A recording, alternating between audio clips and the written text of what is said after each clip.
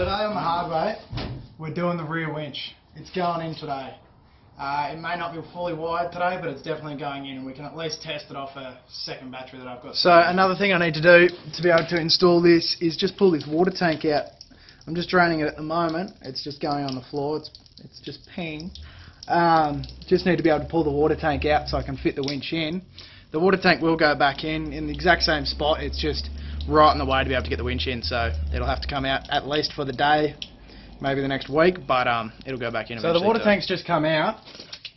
To make things a bit easier, I've actually just unbolted the back of the tray, and I've just jacked it up. I've just jacked it up using the old high lift. It's not the safest method, but it's not really holding a whole lot of weight. My hands aren't really going to get jammed in there anyway, so it should be right. So what we've got here is the old eBay winch that I did a review on in the last video. It's not the greatest winch in the world, I will admit that, but it is a winch. Let's be honest, a rear winch probably isn't going to get used all that often, so I'm totally fine with it being in the back. I know if I really, really need it, it'll probably still get me out of trouble. It's just not the best winch, but it should be fine. So what we're going to do is, on the bottom here, we've got 4 holes. So what I need to do in my tow bar base plate on the top side of the tow bar assembly, which used to be a step, I need to drill out these 4 holes. I can put the winch on, providing that it fits under there. I haven't tested that yet, but we'll see. And then bolt it in, and that's the hardest part done. And then it's put that little chrome thing on. Can never remember what it's called, and then wire it and done. I guess we'll just put it on and see what happens. So I've drilled some pilot holes, and I guess now's as good a time as any to just chuck the winch up and make sure everything's actually going to work. Whoo, it is heavy.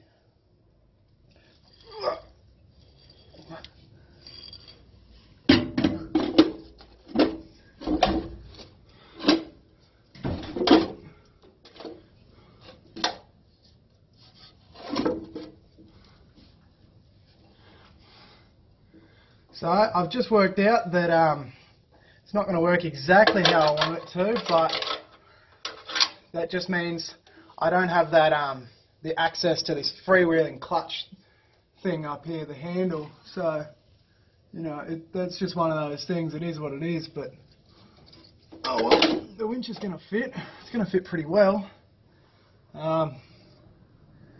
Yeah, I'll just have to take that little handle off, and fuck, she'll fit nicely under here. And you'll never see it too, which is another cool thing. You'll only see the, what is that bloody chrome thing?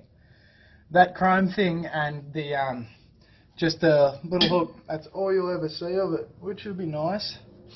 And because it's under here, all I've got to do is remove the water tank, and it's completely serviceable. So that makes a massive difference to how easy my life is. So what I've just done is grabbed a piece of paper. These 4 little marks are exactly where these 4 holes are. It's just going to make it a whole lot easier to drill out this big step.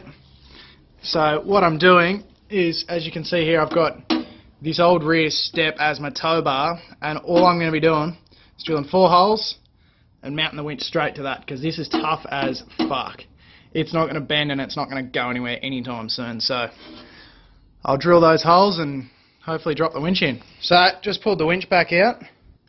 I'm going to take off this little handle. Now what I'm doing is I'm leaving it in the always locked position, because it's not accessible at all, and honestly never will be. I'm just going to leave it out, leave it in the locked position, make sure it's locked.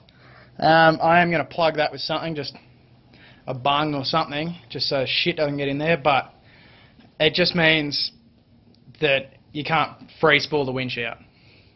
It is what it is. Winching takes a while anyway, so whatever. So I've bolted the winch in.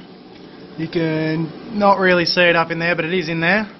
I've now just tacked on some brackets to hold this to the tow bar, so if the tray's ever got to come off, the winch and this will actually stay with the tow bar and the ute. So, you know, if I'm ever driving around without a tray, I've still got the winch. So what I'm going to do is I'm just going to go through now, weld this up, and then I'm actually going to jack the tray back up again and just grind off these little corners and that side as well, and give her a paint and should be done.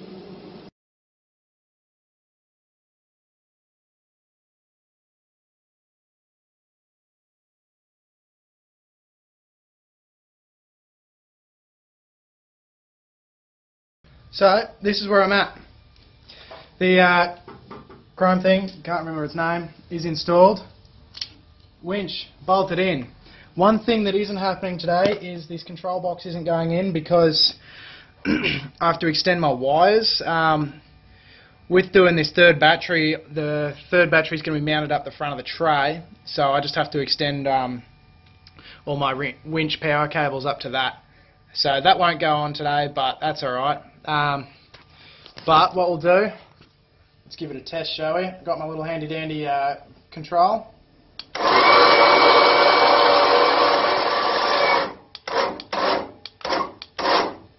Look at that, done. Rear winch installed. It's pretty easy. Hardest thing's probably going to be running the wires and working out all of that sort of stuff, but the actual install for me, with what I was able to use, being this rear step, it only probably took maybe 2 hours. So yeah, it's not too hard. If you've got the space to do it, I definitely recommend doing it.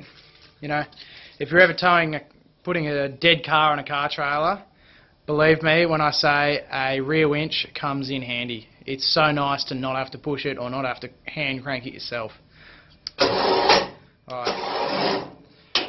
Remote control, bloody easy.